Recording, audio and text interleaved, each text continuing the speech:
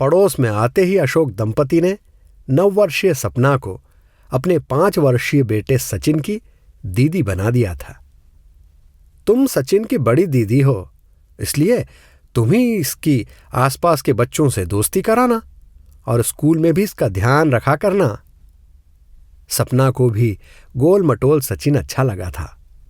उसकी मम्मी तो यह कहकर कि गिरा देगी, छोटे भाई को गोद में भी नहीं उठाने देती थी। समय बीतता रहा, दोनों परिवारों में और बच्चे भी आ गए, मगर सपना और सचिन का स्नेह एक दूसरे के प्रति वैसा ही रहा।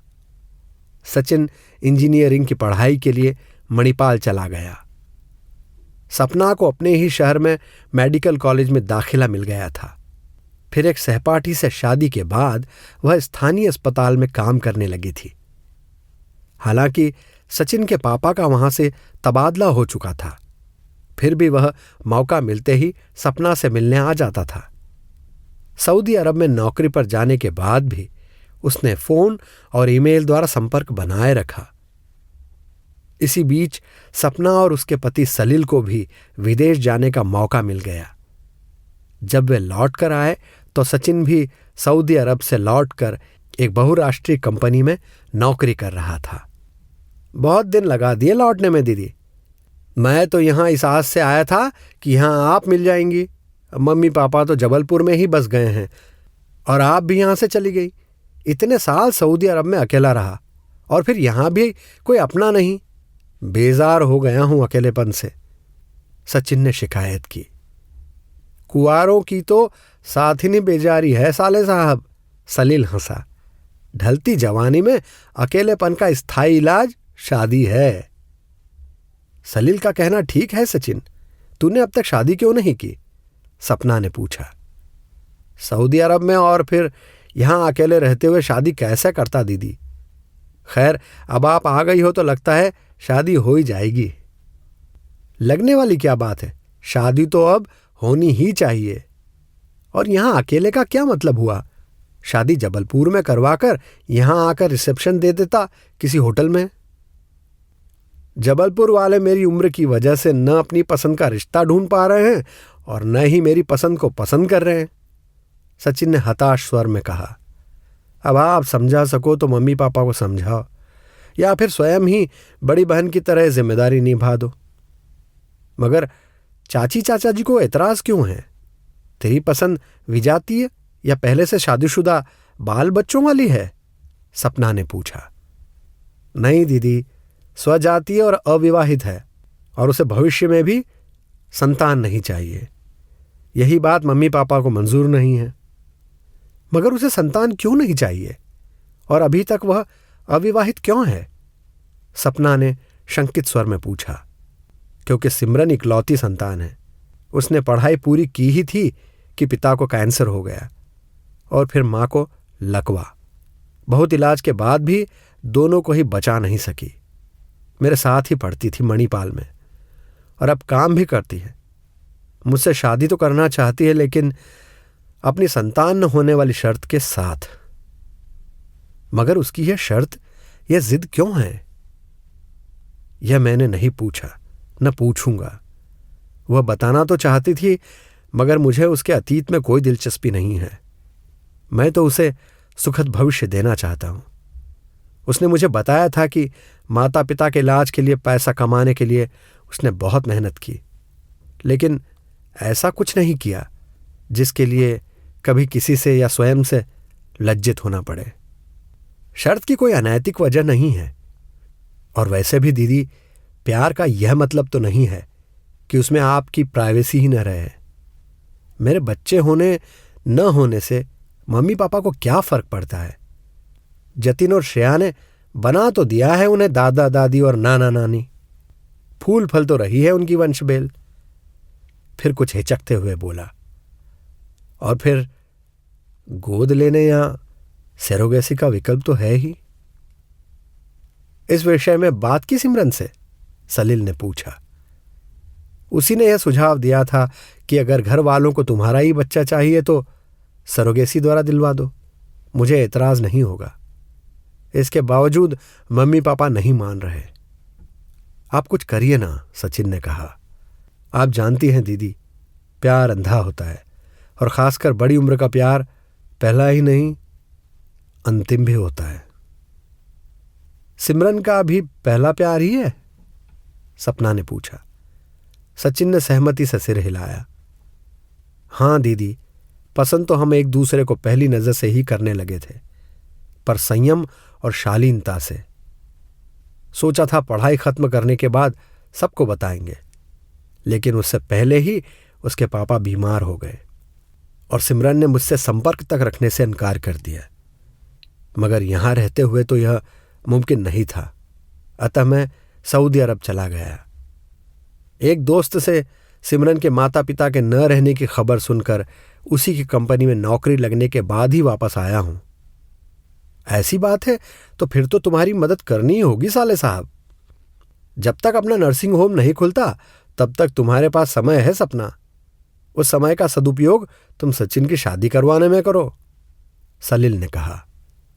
ठीक है, आज फोन पर बात करूंगी चाची जी से, और जरूरत पड़ी तो जबलपुर भी चली जाऊंगी। लेकिन उससे पहले सचिन, मुझे सिमरन से तो मिलवा, सपना ने कहा।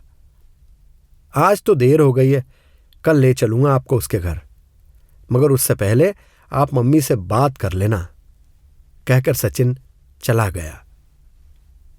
सपना ने अशोक दंपति को फोन किया। कमाल है सपना, तुझे डॉक्टर होकर भी इस रिश्ते से ऐतराज नहीं है? तुझे नहीं लगता ऐसी शर्त रखने वाली लड़की जरूर किसी मानसिक या शारीरिक रोग से ग्रस्त होगी? चाची के इस प्रश्न से सपना सकते में आ गई।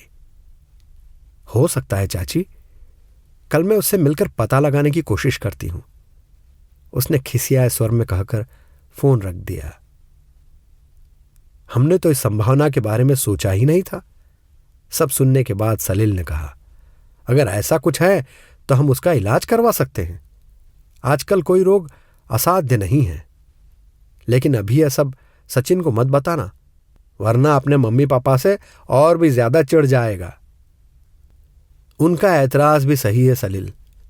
किसी व्याधि या पूर्वाग्रहग्रस्त लड़की से कौन अभिभावक अपने बेटे का विवाह करना चाहेगा? बगैर सचिन या सिमरन को कुछ बताए हमें बड़ी होशियारी से असलियत का पता लगाना होगा, सपना ने कहा। सिमरन के घर जाने के बजाय उससे पहले कहीं मिलना बेहतर होगा। ऐसा करो, तुम कल लंच ब्रेक में सचिन के ऑफिस चली जाओ, कह देना किसी काम से इधर आई थी। सोचा लंच तुम्हारे साथ कर लूं। वैसे तो वह स्वयं ही सिमरन को बुलाएगा, और अगर न बुलाए तो तुम आग्रह करके बुलवा लेना, सलील ने सुझाव दिया। अगले दिन सपना सचिन के ऑफिस में पहुंची ही थी कि सचिन लिफ्ट से एक लंबी, सांवली मगर आकर्षक युवती के साथ निकलता दिखाई दिया। अरे दीदी, आप यहां? खैरियत तो है? सचिन ने चौंक कर पूछा। सब ठीक है, इस तरफ किसी काम से आई थी, अतः मिलने चली आई। कहीं जा रहे हो क्या? सिमरन को लंच पर ले जा रहा था, शाम का प्रोग्राम बनाने के लिए। आप भी हमारे साथ लंच के लिए चलिए ना दीदी, सचिन बोला। चलो, लेकिन किसी अच्छी जगह, यानी जहां बैठकर इत्मीनान से बात कर सकें। तब तो बराबर वाली बिल्डिंग की अंगीठी का फैमिली रूम ठीक रहेगा, सिमरन बोली। चंद ही मिनट में वे बढ़िया रेस्तरां पहुंच गए। बहुत बढ़िया आइडिया है यहां आने का सिमरन, पार्किंग और आने जाने में व्यर्थ होने वाला समय बच गया, सपना ने कहा। सिमरन के सुझाव हमेशा बढ़िया और सटीक होते हैं दीदी। फिर तो इसे जल्दी से परिवार में लाना पड़ेगा, सबका थिंक टैंक बनाने के लिए। सचिन ने मुस्कुराकर सिमरन की ओर देखा। सपना को लगा कि मुस्कुराहट के साथ ही सिमरन के चेहरे पर एक उदासी की लहर भी उभरी, जिसे छिपाने के लिए उसने बात बदलकर सपना से उसके विदेश प्रवास के बारे में पूछना शुरू कर दिया। मेरा विदेश वृत्तांत तो खत्म हुआ, अब तुम अपने बारे में बताओ सिमरन। मेरे बारे में तो जो भी बताने लायक है वह सचिन ने बता ही दिया होगा दीदी। वैसे भी कुछ खास नहीं बताने को। सचिन के सहपाठिन थी, अब सहकर्मी हूं और नेहरू नगर में रहती हूं। अपने पापा के शौक से बनाए घर में जो लाख परेशानियां आने के बावजूद इसने बेचा नहीं, सचिन ने जोड़ा। अकेली रहती है वहां? डर नहीं लगता? नहीं दीदी, डर तो अपना साथी है। सिमरन हंसी। आई सी, इसने तेरे बचपन के नाम डरपोक को छोटा कर दिया है सचिन। सिमरन खिलखिलाकर हंस पड़ी। नहीं दीदी, इसने बताया ही नहीं कि इसका नाम डरपोक था। किससे डरता था ये दीदी? बताने की क्या जरूरत है, जब रात दिन इसके साथ रहोगी तो अपने आप ही पता चल जाएगा। सपना हंसी। रात दिन साथ रहने की संभावना तो बहुत कम है। मैं मम्मी जी की भावनाओं को आहत करके सचिन से शादी नहीं कर सकती। सिमरन की आंखों में उदासी मगर स्वर में दृढ़ता थी। सपना ने घड़ी देखी, फिर बोली, अभी न तो समय है और न ही सही जगह जहां इस विषय पर बहस कर सके। जब तक मेरा नर्सिंग होम तैयार नहीं हो जाता मैं तो फुर्सत में ही हूं। तुम्हारे पास जब समय हो तो बताना, तब इत्मीनान के साथ इस विषय पर चर्चा करेंगे और कोई हल ढूंढेंगे। आज शाम को आप और जीजाजी चल रहे हैं ना इसके घर? सचिन ने पूछा। अभी यहां से मैं नर्सिंग होम जाऊंगी, यह देखने की काम कैसा चल रहा है। फिर घर जाकर दोबारा बाहर जाने की हिम्मत नहीं होगी। और फिर आज मिल तो लिए ही हैं। आप मिली है ना, जीजाजी से भी तो मिलवाना है इसे। सचिन बोला। आप घर पर ही आराम करिए, मैं सिमरन को लेकर वहीं आ जाऊंगा। इससे अच्छा और क्या होगा, जरूर आओ। सपना मुस्कुराई। खाना हमारे साथ ही खाना। शाम को सचिन और सिमरन आ गए। सलील की चुटकियों से शीघ्र ही वातावरण अनौपचारिक हो गया। जब किसी काम से सपना किचन में गई तो सचिन उसके पीछे पीछे आया। आपने मम्मी से बात की दीदी? हाँ, हालचाल पूछ लिया है सबका। बस हालचाल ही पूछा? जो बात करनी थी वो नहीं की? आपको हो क्या गया है दीदी? सचिन ने झल्ला कर पूछा। तजर्बा, सही समय पर सही बात करने का। सिमरन कहीं भागी नहीं जा रही है। शादी करेगी तो तेरे से ही। जहां इतने साल सब्र किया है, थोड़ा और कर ले। इसके सिवा और कर भी क्या सकता हूं, सचिन ने उसास लेकर कहा। इसके बाद सपना ने सिमरन से और भी आत्मीयता से बातचीत शुरू कर दी। यह सुनकर कि सचिन ऑफिस के काम से मुंबई जा रहा है, सपना उस शाम सिमरन के घर चली गई। उसका घर बहुत ही सुंदर था।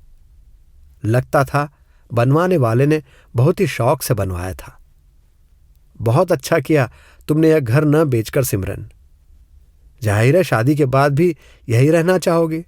सचिन तैयार है इसके लिए? सचिन तो बगैर किसी शर्त के मेरी हर बात मानने को तैयार है, लेकिन मैं बगैर उसके मम्मी पापा की रजामंदी के शादी नहीं कर सकती। माँ बाप से उनके बेटे को विमुख कभी नहीं करूंगी।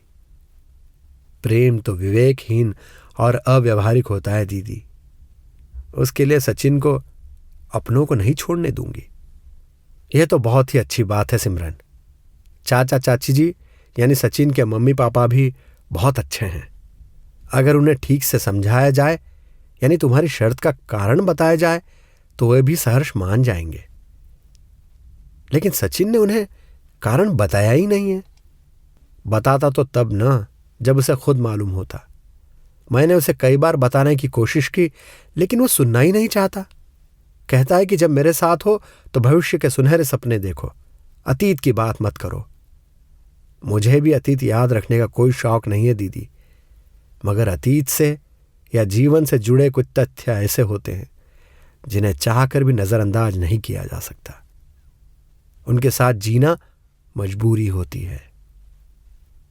अगर चाहो तो उस मजबूरी को मुझसे बांट सकती हो सिमरन, सपना ने धीरे से कहा।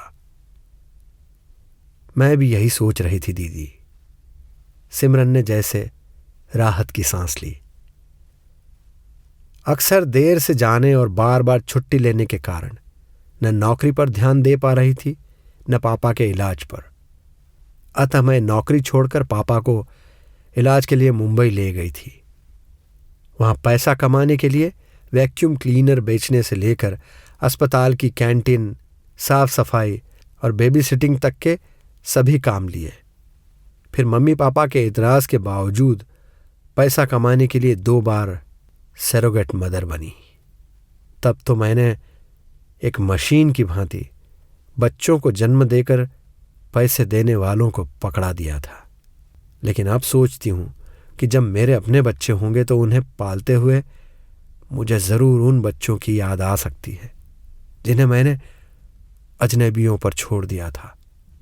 हो सकता है कि विचलित या व्यथित भी हो जाऊं, और ऐसा होना सचिन और उसके बच्चे के प्रति अन्याय होगा। अतः इससे बेहतर है कि यह स्थिति ही ना आने दूं, यानी बच्चा ही पैदा न करूं। वैसे भी मेरी उम्र अब इसके लिए उपयुक्त नहीं है। आप चाहें तो यह सब सचिन और उसके परिवार को बता सकती हैं। उनकी कोई भी प्रतिक्रिया मुझे स्वीकार होगी। ठीक है सिमरन, मैं मौका देखकर सबसे बात करूंगी। सपना ने सिमरन को आश्वासन दिया। सिमरन ने जो कहा था उसे नकारा नहीं जा सकता था। उसकी भावनाओं का ख्याल रखना जरूरी था। सचिन के साथ तो खैर कोई समस्या नहीं थी। उसे तो सिमरन हर हाल में ही स्वीकार थी। लेकिन उसके घर वालों से आज की सच्चाई, यानी सरोगेट मदर बन चुकी बहू को स्वीकार करवाना आसान नहीं था। उन लोगों को तो सिमरन की बड़ी उम्र बच्चे पैदा करने के लिए उपयुक्त नहीं है कि दलील देकर समझाना होगा। सचिन के प्यार के लिए इतने से कपट का सहारा लेना तो बनता ही है। इसी के साथ आप सभी से अलविदा लेते हैं और मिलते हैं एक नई कहानी के साथ। प्लीज चैनल को लाइक, सब्सक्राइब और शेयर जरूर करें। धन्यवाद। कहानी संदेश।